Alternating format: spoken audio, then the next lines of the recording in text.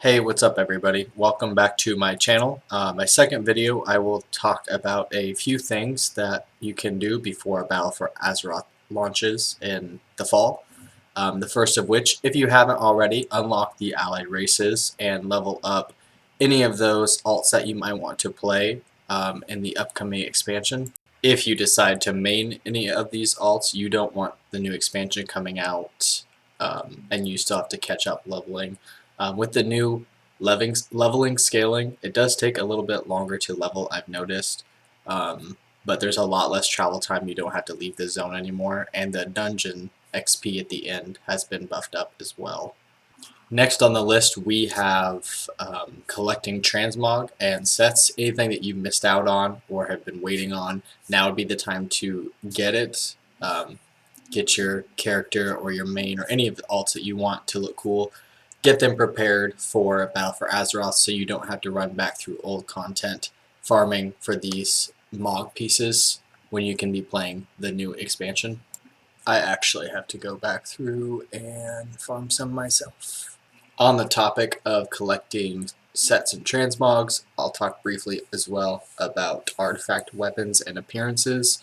I'm a little late in the game on this, especially on some of my alts. I have not made this a focus in Legion, and I've got some catching up to do. I'm sure I'm not the only one out there. Keep in mind, appearances like the Mage Tower Challenge will not be available after BFA.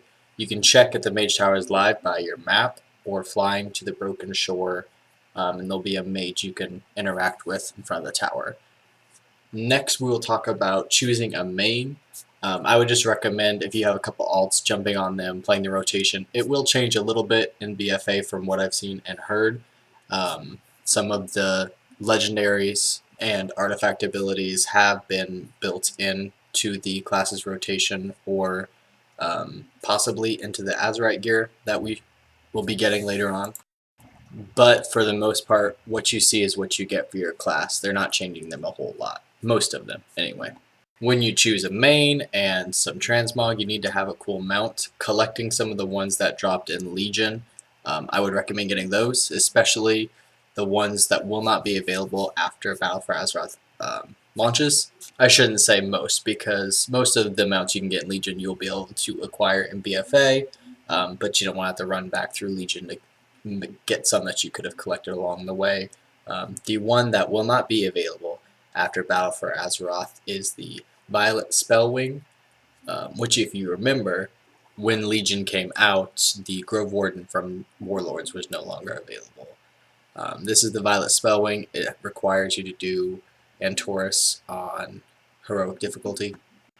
And then we have the Grove Warden from Warlords. Next on the list is collecting the Broken Isle Pathfinder Part 1 and 2 achievements, which allow you to fly in Legion. This will help speed up collecting mounts or getting any transmog sets, anything like that. The world quest system makes it pretty easy to get. It will take a little bit of time, especially grinding out the rep for the Nightborn, but if you're diligent, it comes pretty quick. And just having the flying makes everything so simple. I played Warlords off and on throughout the expansion. One thing I do regret is not getting the Pathfinder achievement to fly. So now if I have to go back to Draenor for anything, Mog sets or runs, I cannot fly. Which sucks, especially if I'm leveling an alt. It takes way too long to get through Draenor. That's it for today's video. Let me know what you're going to do in the comments, whether you're going to level, hang out to the next expansion, or do some collecting. Thank you guys for watching. If you enjoyed it, please leave a thumbs up. And if you want to keep updated on my channel, what's going on, go ahead and hit subscribe.